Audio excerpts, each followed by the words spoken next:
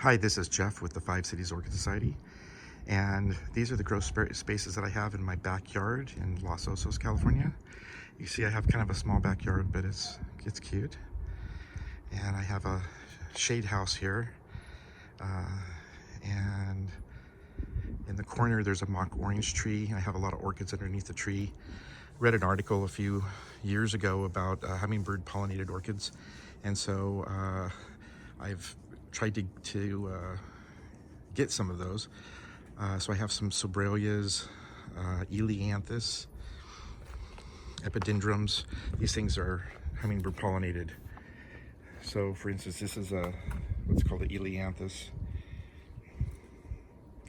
And my Sobralia here is have a huge one here in the corner. I got this at our auction for $30.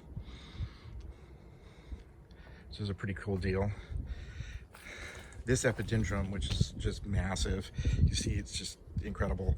It's always got flower stalks on it, and I got this for $2 at a yard sale a couple years ago.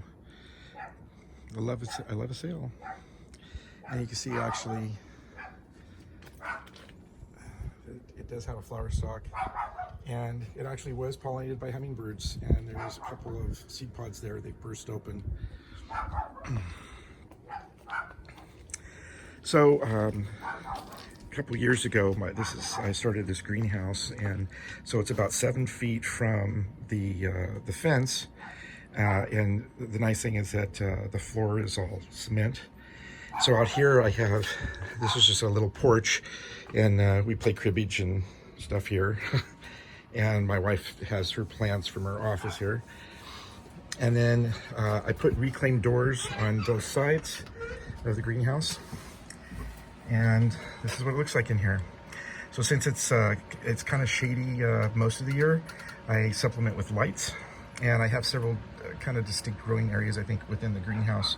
One of them is actually interesting. Right inside the door here is I have a little terrarium.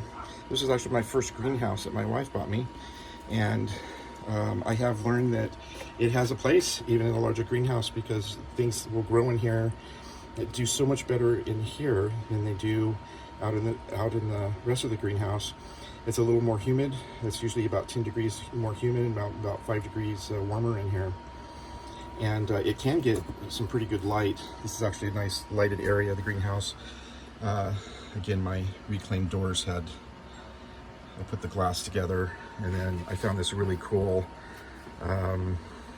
cabinet that I put out here to store my chemicals. These are all Phalaenopsis growing that were $1 a piece.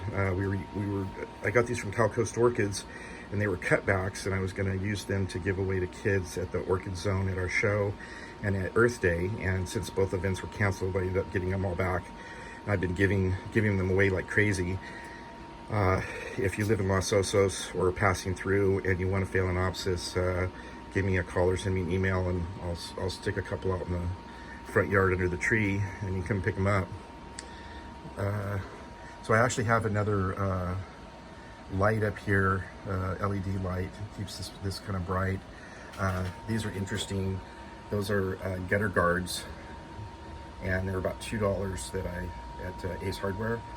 And I saw a video on this. I put a Sarcochilis in it, but the guy that did the videos put all of his dendrobiums in it, and you can see the roots grow, and it's just kind of an interesting way to mount something different. I've mounted some orchids just on boards and using shade cloth to kind of shelter the roots a little bit. And I have fans going on, so I've tried to turn most of them off so it's not so noisy. But so I grow under T5 lights. These are actually LED light bulbs in the T5 fixtures. And then I have a center LED light that is strictly red and blue light. So that's the best kind of light you can give orchids. They don't need all that unnecessary green and yellow light that we get, because that ends up burning the plants. And so generally I could turn this light up pretty high and maximize photosynthesis, at least on the light levels. I have a few things in bloom. This is the thing on the left is a Onelia, and it's so fragrant. It just fills this greenhouse up, this little tiny little flower. And then this is a Sarcochilus that I've got from Sunset Valley Orchids. I love these Sarcochilus. And here's a couple more of them. They're really easy to grow.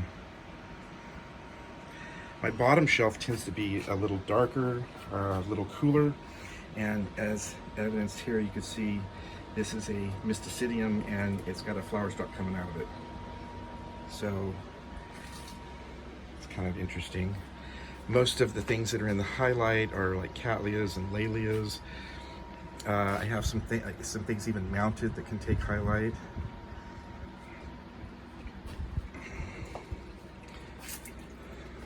So this is another full spectrum light. I have a Sobrella here, large leaves. It's kind of a small one, so I wanted to see how much I can max the leaves out on this one. But you can see here in the back, this is a Laelia anceps. And I mean, look at the roots on this and the growth. Those are new growths. It's really likes it here. I'm thinking that I might have to take that out and mount that. Might be a good time to do it. On my lower shelf here, it's almost like a cloud forest. I get really cool temperatures, and so I do really good with Masdevallias, and I have a few Draculas growing under here that eventually I'll need to hang. But that's my little really cool growing area. And I have a fish tank. keeps me occupied. I come out here and commune with the fish and the orchids. I have a pretty big fan here that's usually going, bromeliads. This is a late blooming Laelia that's pretty spectacular, worth the price of admission. And then this Phalaenopsis has been in bloom out here since November. It really seems to like this area. I have a few things mounted and little Dendrobium. So I'm going to pan around here again. You can see that I have water out here. I've got electricity. I put a sink that is really nice because I can wash pots. I have a reverse osmosis system, so I get purified water from here. I take the water and I use this. I love this thing. This is my 4 Cents sprayer, and so I can fill it with 3.5 gallons of water, put fertilizer in there, some CalMag, adjust the pH to 5.8, and then it has a little sprayer, and I can adjust the spray force, and so I tend to spray my plants all by hand. Every once in a while, when something looks like it's just really not doing well, it's just drier than it needs to be, I'll soak them. And so some of my plants I'll soak for like 20 minutes every month.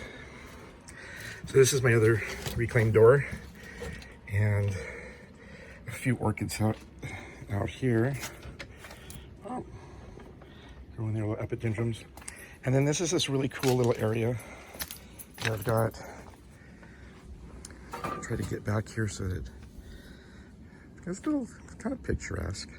So this is just along the fence, and I have some pitcher plants, some epidendrums with the little pink flowers. Of course, succulents for my wife. I've got an Oncidium and another Laelia, and anyway, Cymbidium. So I've made a nice little area here. So it gets pretty good light most of the year. Sometimes it gets really bright in the summers, and I have to, move things around a little bit or shade things. But anyway, these are my grow areas in my backyard, and there is more areas to exploit. I have an area outside my window that doesn't have anything growing except succulents, which is just a crying shame. So I'm gonna probably put some orchids out there. Anyway, thank you for watching my video. It's always fun to play with my orchids and to be able to share with everybody.